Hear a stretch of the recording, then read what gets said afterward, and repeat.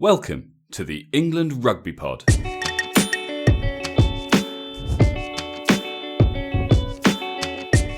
Thanks for downloading episode 26, the Lions' second test against New Zealand, and an absolute must-win if the Lions want any chance of winning the series. You're listening to the England Rugby Pod, the rugby podcast that believes England will win the World Cup in 2019.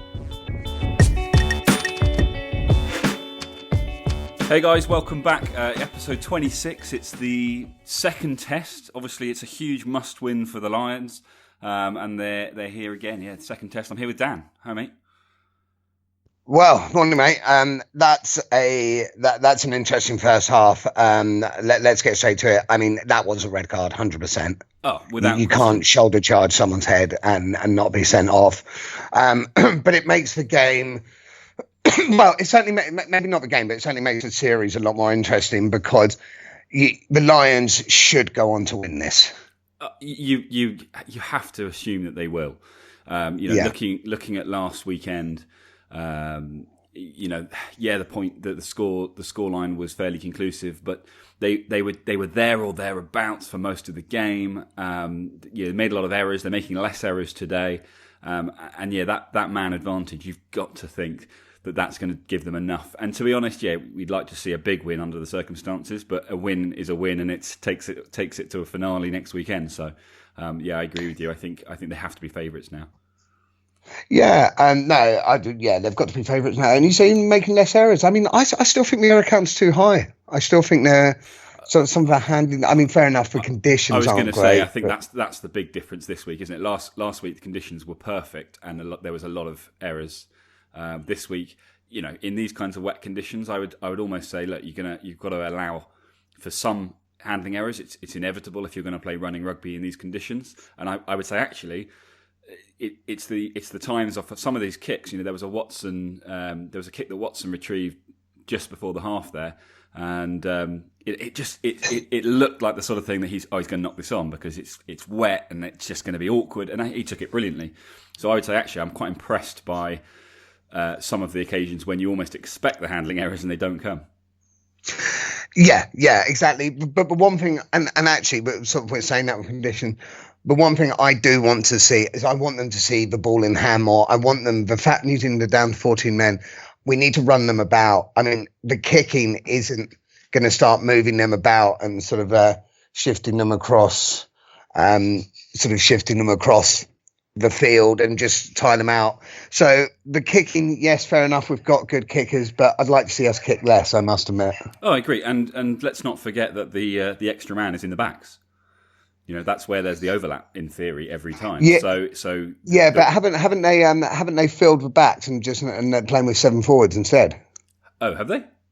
Yeah, I believe so. Yeah, they've brought in another back, so they haven't got the overlap in the backs, and they're playing with 7 forwards.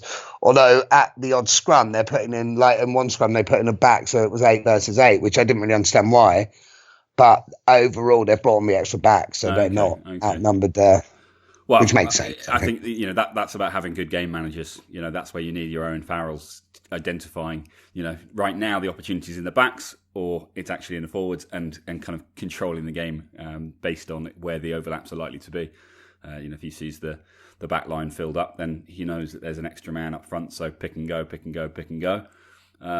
If they've filled in the forwards and there's therefore an overlap outside, look for the quick passes, get out to the wing and create the opportunities in the spaces. Yeah, no, absolutely. We need to, and it's funny because I'd actually just jotted down a note as you messaged me during that game saying I'd like to see the likes of TA maybe come on earlier. Really make New Zealand work hard.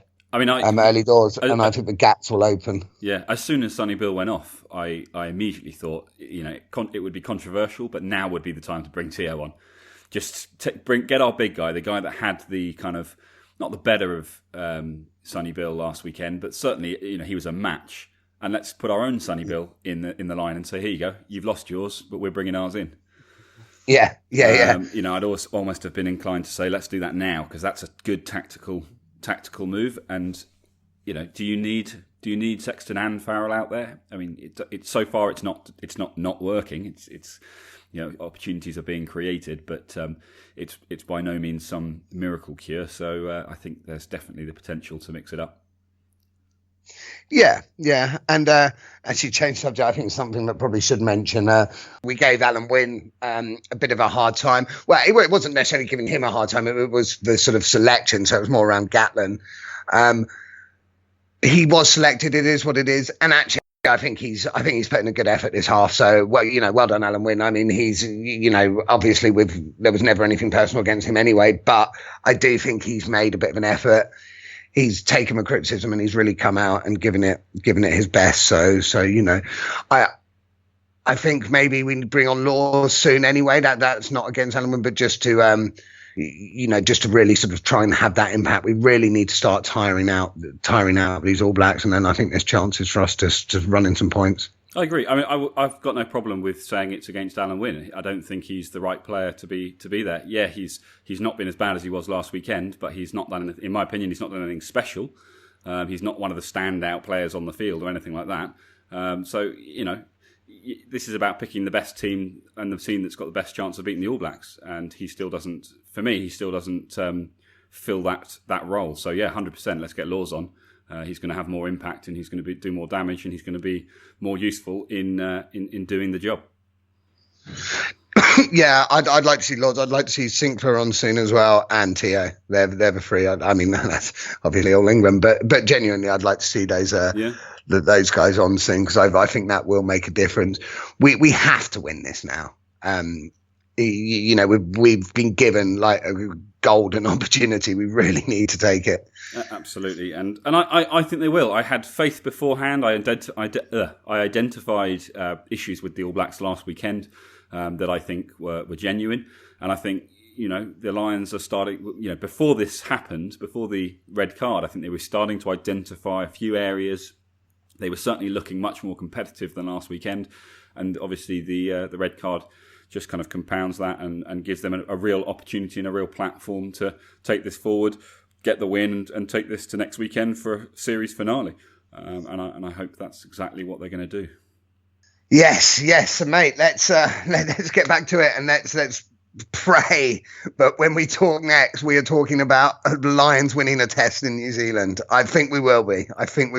I have faith, but we shall see. So I'll catch you in 45 minutes or something for the finale, and hopefully, as you say, we'll have a good result to discuss. All right, mate.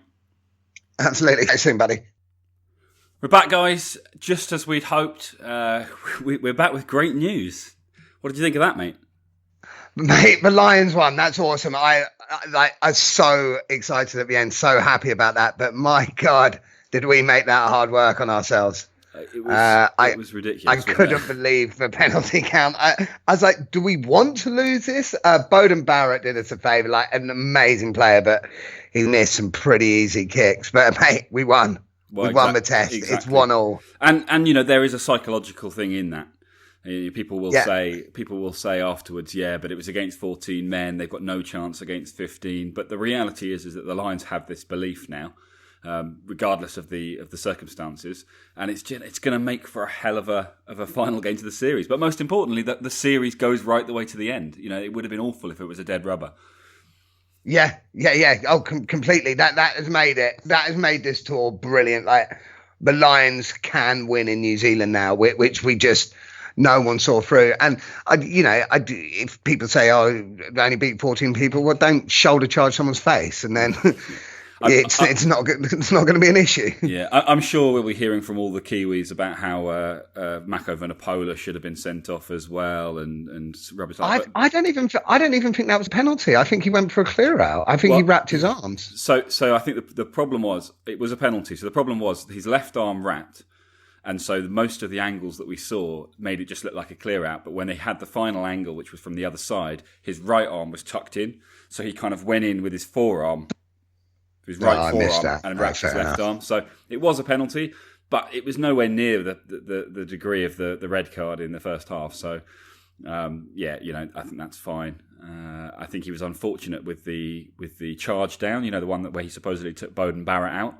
Yeah. In the replay, Yeah. it looked like a football dive. You know, he's a big bloke. He's clearly not he's not the kind of guy that can change his angle at full pace. He barely touched Barrett. He slid past him. So I don't know about that one, but it's always difficult when you watch these things. In mind earlier, Farrell had just been taken out. So yeah, exactly. That, but hey, look, the penalty count was, I think it was Justin Marshall who said disgraceful. And I have to agree, like the penalties they were giving away, I was just like, guys, what are you doing? But also what was interesting, when we stopped kicking, when we played with ball in hand, we scored tries. Yeah, and good. And the first try was 14 against 14. You know, it's not as if we scored because we outnumbered them. And we've shown it both tests. We can score tries against them. We can open up the All Blacks. So that, like you say, that's got to give real good, it's got to be a real motivational boost for the Lions going into next week, which is going to be one hell of a test match. Yeah, so they just need to have the confidence, don't they? They've proven now that they can score tries against New Zealand. You know, they've proven that when things are going right, when they're not giving away penalties, when they're not making silly mistakes, they can do this. And they need to just remember that going into next week's game, because it's all on the line. I mean, the pre-game kind of chat when Living with the Lions finally comes out is going to be pretty epic next weekend, because it's such a huge thing. But I can't wait, mate. It's just made this tour so exciting. And do you know what is also going to be? What I'm quite looking forward to is actually on Tuesday, when we do our pod on Tuesday, just about the man Warren Gatland. I think that's going to be sort of an interesting build up to this test next Saturday, to sort of have a deeper look at him as a whole. Because you're saying about that chat, I thought I was getting quite frustrated about the substitutions. I thought they were too late. Yeah, I thought they could have come on earlier, and I just thought we could have made sort of maybe even more substitutions. As it happens, we won, so I don't care. But I was getting quite annoyed. Yeah, well, it was quite clear that even though they came on late, it was quite clear that they had an impact. Yes. And that's the main thing, isn't it? Like, it's all well and good leaving it till 10 minutes before the end, but these are impact players. They're doing a job, and you've got to get them on at the right time to let them do their thing and make that impact. And I agree with you. I think they needed 20 minutes, not 10. Yeah, there was some, I mean, a few came on a bit earlier, but it was, like we made such hard work of that. That was. I actually didn't enjoy watching that because I was just so nervous, so on edge. But I enjoyed Farrell getting that kick through, and I enjoyed the full-time whistle. But yeah, Farrell kicked well. He had that miss from the try 10 minutes before that, which was disappointing, and obviously would have put us in a much stronger position. But he seems to have a bit of a habit on this tour of missing one kick a game, which he did again today. But he still nailed the important ones, and he nailed the crucial one at the end there. So that's the key thing. Like you said, we were helped out by the fact that Barrett didn't nail his kicks, but then Beauden Barrett is a weakness of the of the All Blacks. His kicking is one of the weaknesses, and he had a great kicking game last weekend. But this is not unusual for him to miss so many kicks. That's one of the risks they take when they select him. He missed the easy ones. Like, he got the tough ones, but he missed the easy ones. I'm like, are you messing with us? Is this your idea of a joke? But he was, I mean, it is a weakness, like you say, but got in his own head. Yes, yeah, I think he did a bit, but he's a great player. I'll give him that. Every time he's got the ball, you're worried because he is one hell of a player. But the match, one thing, like, it did seem, and I may be going unfair, I think the All Blacks were looking for penalties. Every time there was a tackle, they just seemed to, like, every clear out, they seemed to just seem, after what happened to Sonny Bill, they did seem to sort of, like, be going for ref, like, he's charged here, get him off.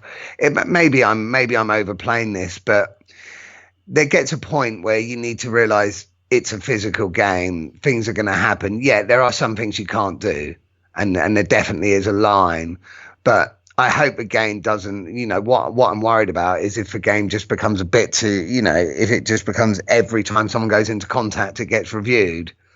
And then people are scared to, play right on the edge, which is how you want to watch the game.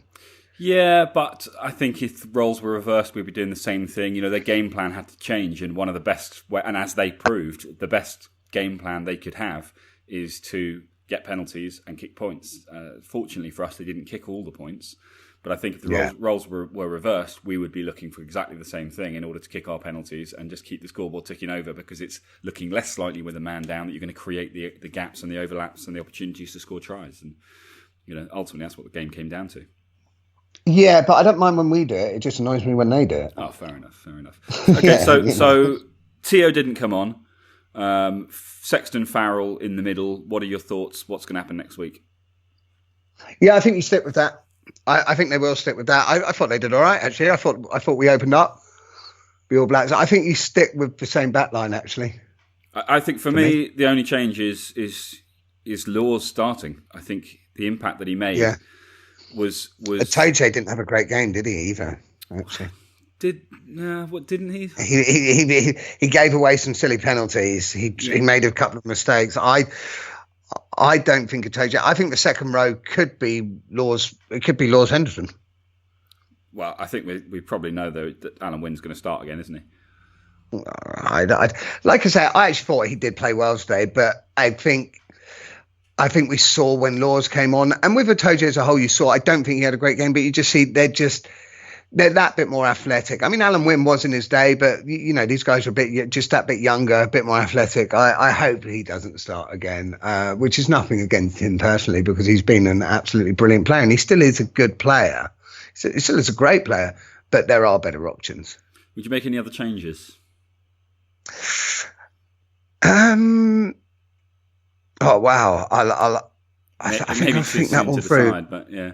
Yeah, I'd like to watch the game again, because when a game's going on like that, it's hard to really sort of watch who's making sort of the biggest impact right at the time. I'll watch the game again, but the second row I'll definitely make a change, possibly up front, but maybe not. No, I think at the moment I'm just edging towards sort of changing the second row. Otherwise, keep it the same.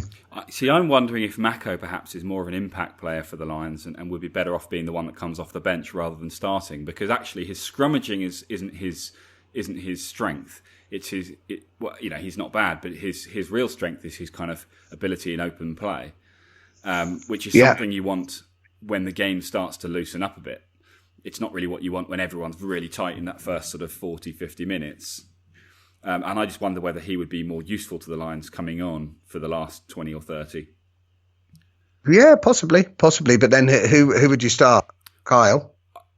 Well, no, Kyle's the wrong side, isn't he? I think you'd have to start McGrath. Oh, yeah. So you probably go McGrath, Furlong, and then you have Sinclair and Mako as your impact players.